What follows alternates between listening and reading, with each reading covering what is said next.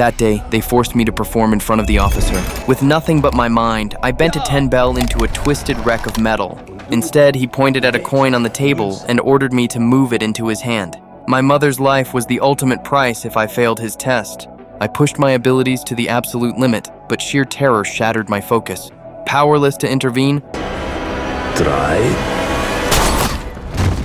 I watched my mother get gunned down right in front of me. My entire reality collapsed in an instant. Even though I was not yet 10 years old, an uncontrollable fury erupted from within. I shredded the surrounding steel, tearing the armed guards limb from limb. 2 of the men were killed instantly where they stood. This violent display was exactly what the officer had been waiting for.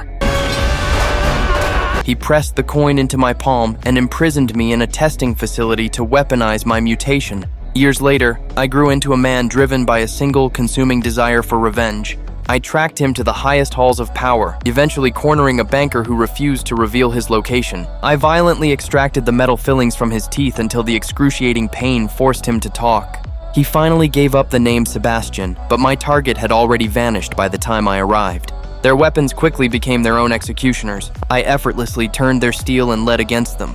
When I finally caught up to my tormentor, I realized he was no longer an ordinary man.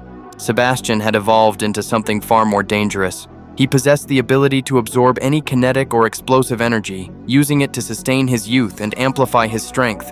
Anyone foolish enough to attack him was instantly incinerated by their own redirected force. Under the professor's careful guidance, I learned to truly master my magnetic gifts. I trained to rip satellites from orbit and eventually dragged Sebastian's massive submarine out of the ocean to slam it against the waves. Yet when I finally stared into his eyes again, he looked exactly as he had during my childhood.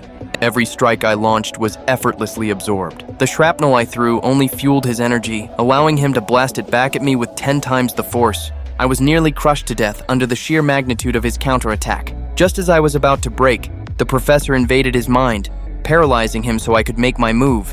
He commanded me to rip off Sebastian's protective helmet. I tore the metal from his head, allowing the professor to take full telepathic control, though I knew the hold was temporary.